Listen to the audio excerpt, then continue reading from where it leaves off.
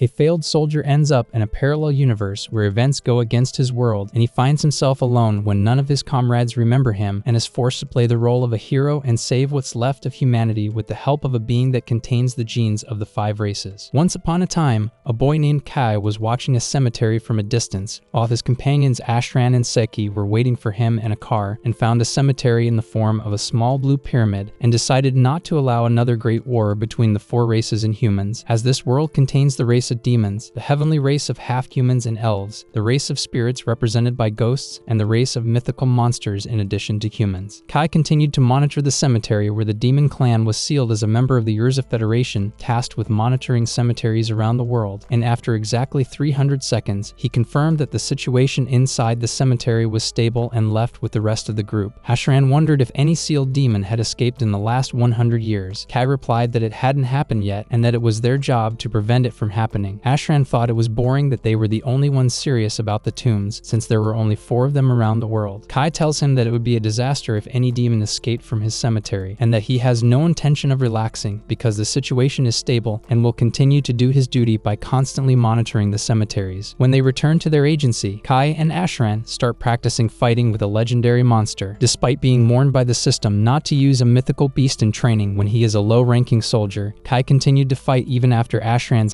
was kicked in front of his eyes and approached the beast to deliver a thunderous blow to its leg. The monster didn't take the expected damage and almost blew its head off, but Saki intervened just in time to disable the model and tell Kag not to push himself too hard, as he saw that training is useless if it's risk-free. Saki thought that he would have made history if he had been born during the Great War between humans and the 4 races, but he told her that he was not as qualified for such a thing as the savior Sid, who had single-handedly outsmarted the 4 races and saved humanity by defeating their leaders. She said that it is not certain if Sid and his shining sword that enabled him to triumph exist, as there is no photo or video of him, unlike the leaders of the 4 races. She then turned to the immobile Ashran, woke him up, and asked if they had plans to celebrate the promotion of their friend Jean. Ashran thought that a bouquet of flowers would be enough for her, but Saki said that Jean would be moving to the royal capital as the youngest agent in history and one of the elite, and she would receive flowers from others, so they needed to think of something more special. Then Kay received a message from Jean asking him to meet her tomorrow at 10 a.m. and to keep it a secret from their comrades. But unfortunately, Ashran and Saki were reading the message with him as if they were on public transportation. Kai tried to justify it to them. The first thing that came to Ashran's mind was that there was a secret relationship between them, while Saki was eager to learn more about them, so he decided to leave them and go to continue training abroad. The next day, Kay was waiting for Jean at the place she'd arranged, and when he found that she was on time, he joked that he thought he'd have to wait an extra hour. She told him that she was moving to the capital next week and thought the least she could do was say goodbye to him privately. He told her that he came here right after he finished his training, and she thought that he was the only one who doesn't complain when she invites him to go shopping with her. He then asked her about the purpose of their shopping today, and she replied that she intended to buy gifts for him, Saki, and Ashran, since she knew that they intended to give her gifts on the occasion of the promotion, and he felt that she was exaggerating a little, as if she was going to see them for the last time since she was supposed to come back in 2 years. She told him that by the time she returns, Ashran and Saki will have finished their military service and become civilians and will be the only people left inside the agency as soldiers. So he approached her and tried to cheer her up and told her with confidence that she will outshine her father, the head of the organization, and achieve her goal. On the way, Jean expressed her gratitude to him as she was able to buy many things with his help. Then she remembered when he was 10 years old and wandered into the cemetery of the demon clan after her father took him with him to search it. She remembered when he came home and told her that he saw the sword of the savior sit inside. When Kai remembered that, he remembered trying to touch the sword with his hand before it faded out of existence, and that no one believed him when he said that there was evidence of Sid's existence. Jean said that since then, he has come to believe that it is his duty to make sure that the demon clan does not escape from its tomb, which is why he has stayed at the agency until now. As they crossed the street, Jean wanted to say something to him, but suddenly everything around him began to malfunction, and he saw everyone staring at him as if he was the only one who felt it. Suddenly, something like a black hole appeared and swallowed Jean and everything around her. The world ended up being reincarnated again, and Kai was left standing alone in the devastation. Kai remained unaware of what happened around him and tried to deduce where he was by the vague outlines of the buildings, but suddenly a demon appeared out of nowhere and used his magical ability to attack him, so he had no choice but to pick up his weapon and fight with everything he had. The demon was surprised that he had the ability to hide his magic with the weapon and then tried to surprise him with fire magic, but Kai was able to dodge it and then rushed towards him and blew up his body with a thunderous bullet at very close range. After he managed to finish him off, off, he felt proud that he could move and fight like he does in training with his gear. But soon he was surprised by the appearance of another demon who couldn't realize that there was a human being who could stand up to them. Before the demon can finish him off, Saki appears out of nowhere and throws a light bomb in front of him to distract him, then pulls Kai into the car and they flee. When he finds that the person who just saved him is Saki, he wonders if he already knows her name, so he tells her that he is her friend, but he finds that she and Ashran do not remember him at all. He tells them that the three of them were in the same unit at the agency, but Saki has no idea what agency he's talking about and tells him that they are soldiers in the human rebel army, which leaves Kai confused and doesn't know what's going on around him. When he asked them to tell him anything, Ashran said that humanity lost the Great War against the four races 30 years ago, and the cities around the world were taken over, and the remaining humans ended up running and hiding like rats, while the four races rule the world now, and after the years of Federation was taken over by demons, they had no choice but to flee the city. Kai realizes that he has somehow been transported to a parallel world, but everything that happens in it is the opposite of what he experienced in his original world, so he continues on his way with Saki and Ashran until they reach the new and secretly hidden human city known as New Vishal, a city where the survivors of the Great War live. Kai was curious to know how the humans lost their battle against the four races, and Saki told him that they don't stand a chance against them as they are used to attacking en masse and have a main leader who is referred to as a hero. When he asks them about the savior Sid and finds that they have no idea who he is, he tells them that he is the hero who saved humanity and defeated the four races. Ashran says that they wouldn't be living in an underground city if such a person really existed. As they were talking, the people gathered as the main legion arrived, and Ashran told him that there are many other cities underground and each city has a headquarters for the resistance army supervised by the main legion. Then he was shocked to see Jean, and the others told him that she is the leader of the main legion, who is very popular among everyone and is considered the savior of humanity. And when she went towards them, she asked them about Kai's identity, and Seki told her that he is a person with a distorted memory who was rescued from the surface of the earth. Kai couldn't believe that even she didn't remember him and passed him by like nothing, so he tried hard to remind her about him and told her that they were shopping together moments ago, but she had no idea what he was talking about and thought he was confusing her with someone else, which made him feel frustrated, especially since she was wearing men's clothes and pretending to be a boy. When he tried to approach her, one of her followers pushed him away, and Ashran told him to get some rest and let him use his room. In the evening, Kai sat down to review all the documents and scrolls in the room and found that the only records missing were his and the Savior's. The next day, he went to ask Saki and Ashran about it, but Saki told him that she had never heard of demon-sealing tombs. He asked Ashran to borrow the car and told him he would be back in the afternoon. When he gave him the keys without hesitation, Saki questioned his decision to give the car to an outsider, and he told her that he did it involuntarily. After that, Kai wandered around the surface of the earth and noticed that the demons were cautiously watching the area. When he reached the Seal Cemetery, he found that the damn stone had been removed, so he decided to head inside and was surprised to see Sid's bright sword. Kai confirmed the validity of the legends about the Savior, and when he grabbed the sword, he was surprised by a voice speaking to him and telling him to never give up the sword, as it is considered the key to coordinating the world and the bearer of the code. Then he ended up teleporting to another place and found himself in front of an angel bound by several iron chains and begging him to free her. Kai is surprised when he approaches her and finds that she carries both angel and demon genes at the same time and cannot free herself from these chains, and asks a human like him to help her. The girl begs him to save her and tells him that her name is Rin, while he is still confused by everything he sees around him, but he decides to help her and free her from the chains, and is soon surprised when he fails to break the chains with any attack. When he summoned it, he succeeded in freeing her and breaking the chains. When she regained consciousness, she moved a safe distance away from him and suddenly screamed at a woman named Vanessa, challenging her to a fight, thinking that she had sent Kai to stop her and calling him a lowly demon. Before he could explain to her, she attacked him with an advanced level of magic, and then he remembered that a bright sword can sever fate and cancel the magic of the four races, so instead of dodging her attack, he blocked it while she was stunned. Then he told her that he was just a human who came at her request for help. When she was convinced that he was not an enemy, she apologized and told him that she had a grudge against demons, so she didn't hesitate to attack him, and he was curious about her race since she was not a demon. She refused to tell him and asked him not to ask her about her race again. He asked if she knew where they were now, and she told him that she was fighting Vanessa and ended up trapped in this place, and was surprised that she had the strength to face the leader of the demons. Rin proudly told him that she could wipe out an entire army of demons by herself. When she asked him how he was able to cancel her magic so easily, he said it was thanks to the legendary sword. Suddenly, a strange entity appeared from a black hole in front of them and quickly began attacking them. Realizing how dangerous it was, Kai had no choice but to run away with Rin. As they ran away, the entity used its power to move towards them, grabbed her, and then used the zero code to erase her from existence. Kai was unable to move as he watched her on the brink of death until he decided to summoned the courage to save her with the sidearm. He jumped towards her and managed to break the spell, shocking the entity that he was holding the forbidden sword. But before he could do anything, the sword's power was activated and sent them back to the graveyard together. Rin rushed to Kai and hugged him in fear, but he told her that they had somehow managed to escape. When he asked her if anyone was with her, she told him that she was alone and that this was the first time someone had fought for her. Then she remembered that she had been ostracized by all races in the past, but the cruelest race of all was the Demon Clan, which made her fight a bloody battle with their leader. He told her that he felt as lonely in this world as she did after realizing that none of his friends remembered him, and that all he had were memories of the world where humanity had triumphed over the four races. Rin is surprised when he tells her that in this world, demons are now occupying human cities on Earth, and she tells him that she's never heard of such a thing before and remembers that humans won the war before she clashed with Vanessa. Kai realized that he had finally found someone with the same memories as him and involuntarily grabbed her and asked her if she knew Sid, but she told him that she had no idea that such a person existed, and he felt relieved that at least they had similar memories. Afterward, they walked out of the cemetery, and Kai was surprised when Rin collapsed after she lost her strength. He helped her up and offered to accompany him to the underground city, but she refused to go to a city inhabited by humans because she couldn't trust anyone except him, and in the end he convinced her to come with him to the city, and she could leave if she felt uncomfortable. Kai ended up suffering because of Rin's suspicious behavior in front of everyone, as she panicked while they were in the car, and although she managed to hide her wings, she almost used magic in the city when she heard someone talking badly about the other races. In the evening, Kai lay on his bed feeling exhausted and thinking of a solution to help her acclimatize to humans, while Rin was enjoying her time in the shower while singing. Then Kai took a look at his weapon and remembered that it had returned to its original form when they returned to the cemetery. Then he thought about trying to summon the legendary sword again and was surprised when Rin rushed out of the bathroom naked after being unable to turn off the water, so he looked away and asked her to cover herself with a towel. After he turned off the water, she expressed her indignation that this world is unfair, as humans bathe in warm water while she suffers from washing with cold water from lakes and rivers, and he sleeps on a soft and comfortable bed while everything is destroyed on the roof. He told her that after he met her, he realized that they were now in a world where everything was happening the opposite of what was happening in the previous world, and she thought that they could escape from here and get back on track, and Kai hoped that they would be able to use this solution. At night, Kai fell asleep sitting on the floor, leaving the bed to Rin, and was terrified when he woke up to her voice and found her face very close to his. She told him that she sensed strong magic near them and that there might be a demon inside the city. When he looks outside, he realizes that the city is being invaded and the resistance army is evacuating everyone to a shelter. Kai heads outside and realizes that they are surrounded by enemies everywhere, causing a panic for the humans. When Rin gets scared and clings to him, he apologizes and tells her that he is the only one who can play the hero Sid and save everyone, and asks her to leave him and go to the evacuation area with the others, while the resistance army is doing its best to stop the invasion. When Saki was on her way to fetch a heavy weapon, she was attacked by a legendary monster, but Kai saved her just in time and told her to use water to make it harder for the monster to fly again. Then he continued to attack the monsters and fight them alone until Rin decided to support him using magic and told him that she would not leave him behind. Ashran and Seki joined them and started asking questions about his ability to cancel the monster's magic and fight them. He told them that he came from a world where humans defeated the four races and that he learned his fighting style in that world, but they had no idea what he was talking about. After receiving a signal that the demons had escaped, they realized that the humans were in danger now that the city had been exposed. Saki then asked him to accompany them to the headquarters of the rebel army to officially join them. On their way, he noticed that they were heading to the royal capital despite the destruction, and Ashran told him that this was the only place where demons would not think of looking for humans. Saki then added that the idea of using a destroyed building as an army headquarters was Jean's father. He wondered what happened to him and learned that he retired after being severely injured 2 years ago, and Jean became his successor. After arriving at the headquarters, Kai introduces himself and Rin to Jean, and after he tells them what happened since he was in a parallel world until now, the army leaders are not convinced by his story, while Jean remembers that he spoke to her earlier as if he knew her. When she asked him about the nature of their relationship in the world he came from, he replied that they were childhood friends and that she always talked to him about what she was thinking and that she was looking forward to becoming like Og and Jir. Jean was shocked to hear those names from him, while her follower Fallon began to have doubts about him. When he returned to his room, she went to him and summoned him and Rin to speak privately with Jean, and on their way she asked him why he knew the weakness of flying monsters in advance. Kai felt that she was beginning to believe his story, but refused to believe it so that they could utilize his knowledge and combat skills. When they reached the room, he was surprised to see Jean in her usual form as he had known her before, and she told him that few in the army knew the truth about her identity as a woman. She then expressed her amazement that he knew the names of her father and grandfather, and although she still did not believe his story, she needed his help and decided decided to coordinate with other human cities to lay siege to the demons trying to invade their city, and she tried to entice him to cooperate with her by offering rewards for his help. But Rin interrupted her and told him that trying to stop the demons would only bring more demons, and the city would be in danger of being wiped out if a high-level demon appeared. When Jean thought they had no other choice, Kai suggested that they attack the royal capital to target the leader of the demons, Vanessa. Jean tells him that Vanessa is an unstoppable monster who wiped out the entire capital's defense forces and occupied the royal palace alone 30 years ago, while Kai thinks that he has the only thing that can stop her, the sword Sid, and decides that he will fight against her directly with Rin. Jean marveled at his impulsive decision. He told her that the world he came from had a hero who was able to defeat the 4 bosses alone, so he would do his best to defeat her, and although he had no reason to put himself in danger for this world, he had the courage after seeing his friends put their lives on the line and wanted to be able to look them in the face if he succeeded in returning to his home world. He then made a plan and asked Jean to assign the army to attack the demons while they are in the midst of fighting against Vanessa. When Jean thought that most of her soldiers would die once they reached the royal palace, Fallon told her that the palace has a secret underground entrance created by her father. The royal family used that tunnel as a shelter in the past. Then she added that when that tunnel was created, there was no way to deter Vanessa, so her father abandoned the idea of using it to infiltrate her and fight her. And when Jean wondered why her father did not tell her about it as his successor, Kai answered that her father had already planned to storm the palace and did not want to use his daughter in such a suicide operation. So Jean decided to hold an emergency meeting to develop a plan to storm the palace and retake the destroyed city. The rebel army begins to implement the plan to infiltrate the royal palace through an underground tunnel. On the way, Saki expresses her concern after being assigned to defeat Vanessa with only Rin, Ashran, and Kai. When she asks Kai why he chose her over the others, he tells her that she and Ashran are the only ones he can trust with this mission. Then she is surprised by Rin patting her on the head and telling her not to worry because she is strong and can handle it even if she has to destroy herself in order to get rid of Vanessa. Ashran wondered if it was okay for them to move in a large group and not be detected quickly. Kai told him that demons are highly sensitive to magic, and what makes them safe is that they don't use magic as humans. Ashran was relieved to have Kai on their side, as he knew more about the other races than they did and would be a great help to the humans. He was excited about what would happen after they succeeded in defeating the demons, and that this would make them gain a high status among everyone and they could be promoted. Kai felt that unlike the Ashran he knew, the current Ashran seemed serious and trustworthy. As the troops gathered at a specific point, Jean told them that everyone here was the hope of humanity and that their struggle against the demons over the years was in preparation for this moment when they could engage in an equal battle against them. The soldiers were energized by her speech and became in high spirits to fight. When they went up to the roof, Kay was shocked to see that the royal palace was reduced to rubble, and he attacked the demons and prevented them from using magic with his weapon. When he realized that their numbers were increasing, he decided to get rid of them all at once by stunting them with a thunder bullet, while his teammates were amazed that he possessed this kind of technique. Then Rin sensed Vanessa's presence nearby. Jean ordered her soldiers not to let them near the royal palace while some of them checked the captives underground and rescued them, and after assigning tasks, she accompanied Kai with the rest of the elite. On their way, Fallon wondered about his overwhelming attack on the demons, but Kai told her that it was his favorite type of bullets, and when Jean wanted to confirm his decision, he told her that he had no intention of backing down from challenging the leader of the demons alone. Suddenly, a huge demon appeared out of nowhere after destroying part of the walls and grabbed one of the soldiers. Fallon turned back and tore his hand to pieces. After saving the soldier, she asked Jean to precede her upstairs with the others while she took care of the puppet. When they reached Vanessa's place, they were surprised by a surprise attack on Jean, but she was unharmed thanks to her sacred robe, which is able to resist all forms of magic, and when a demon appeared in front of her, she ordered Kai and Rin to continue their way without her. After that, Kai and his companions reached the roof and made them wear a badge made by Rin that makes them invisible to demons. Along the way, they encountered a demon in the form of a unicorn, which made Psyche panic and was about to shoot it, but Rin signaled her to keep quiet. The demon couldn't see them thanks to the badge blocking the light. After he left, they continued on their way to the electrical room. Kai asked Saki and Ashran to turn off the power in case things went bad against Vanessa so that they could escape in the dark. After that, Kai continued his way upstairs with Rin. Suddenly, they heard the sound of an alarm and realized that they had been detected. Soon, a group of demons appeared in front of them, and their leader told him that they had been detected by the surveillance devices that humans had already invented. When he noticed the strange-looking Rin, Kai intercepted him and told him to show him where Vanessa was. The demon thought he should enjoy the fun of fighting them, but before he could attack, Rin pushed Kai away and formed an ice barrier between them, then asked him to go upstairs to take care of the demons. After he left, Rin was free to face them, and the demon was surprised that he smelled more than just sweat coming from her. When he asked her what it was, she told him that she had no idea what it was, but what was certain was that she hated his kind, wanted to stay stay with Kai and would not hesitate to get rid of him if he got in the way. On the other hand, Kai arrived at the governor's chamber, and upon entering he found Vanessa waiting for him inside, sitting on the king's throne, while Jean continued to fight against the demon downstairs and succeeded in inflicting great damage on him. But he managed to catch her and throw her away, then used fire magic to burn her, and then he realized that she was wearing the sacred robe, while Jean changed the shape of her weapon into a long moon bow and succeeded in piercing his body with a thunderbolt. Although the demon had only his neck left, he was still alive. Knowing that Jean had used up too much of her energy using other races' tools and was about to die, she plunged her sword into his head and told him that without that determination, no human could defeat the demon. Suddenly, a group of demons appeared above her after destroying the ceiling, but Fallon blocked them in time. Just then, a demon in the form of a three-headed dog appeared and wondered if there was a Dragana using a dragon's fang as a weapon. Vanessa found that Kai was taking her seriously and mocked her for thinking she could make him her slave with a single spell. She asked if he was the leader of the army wearing the magic-deflecting robes. She thought he was being sarcastic at first and told him that this world did not exist in the past or future. But when he said it again, she wanted to know what race had defeated her, and she burst out laughing when he told her that she had been defeated by a human. However, she soon stopped laughing and went into shock when he told her that the one who defeated her was the savior Cid, and a series of random memories began to come to her mind about the sword, the graveyard, and the reincarnation of the world. Although Kai clearly heard what she was saying, she decided not to waste her time on nonsense and attacked him with a dark sphere, but was surprised when he negated her magic with a single bullet and then found him rushing towards her and sticking his weapon inside her body while ordering her not to underestimate humans. Vanessa used her illusion technique to dodge his strike and then surprised him from behind with a powerful explosion. When he managed to dodge it, she realized that he was indeed from another world where he is different from the rest of the humans here thanks to his weapon, but she told him not to get too cocky. She then launched a thunderous attack that destroyed a large part of the palace and surrounded the area with an explosive magic circle, and then everyone felt violent vibrations inside the palace while Kai summoned the legendary sword and managed to survive all of her attacks. She marveled that he was still alive even though he was not of the four races and no one could dodge her spells. Rin appeared out of nowhere and stunned her, then told Kai that she panicked after she thought he was dead from Vanessa's attack. Kai notices that she is in a pitiful state, yet she decides to challenge Vanessa face to face. Vanessa doesn't recognize her and suddenly black holes appear out of nowhere and the same creature that attacked Rin earlier, Rasterizer A, comes out of it, but this time it targets Vanessa. When he started to exterminate her from this world, she decided to unleash her full power and transformed into her demonic form and was able to free herself from Rasterizer's bonds and told him that pathetic Alfrea followers like him couldn't get to her that easily, and Rasterizer A ended up turning back dead after she used her most powerful fire spell. Kai realizes how powerful she is and wonders how Rin was able to face a monster like her in the past. She tells him that she's currently scared because Vanessa from the previous world wasn't that scary. Vanessa turns her focus on them and decides to get rid of them. As Vanessa stood in front of them, Rin decided to rush towards her and restrain her to give Kai time to escape. She used the spirit race's shadow prison, and Vanessa laughed at the idea that she could hold her back with something so weak. Then she destroyed the barrier and pushed her away. As she was about to finish her off, Kai decided to attack first, but ended up falling unconscious in his own blood after Vanessa turned her attack on him instead of Rin. They both thought he was dead, and Vanessa wondered if Rin intended to avenge him or escape on her own. She was shocked to see Rin healing her own wounds after unleashing her full power and decided to never forgive her. When she wondered how she was able to combine the power of the 5 races at the same time, Rin answered her with a crushing blow that made her bleed and then continued to kick her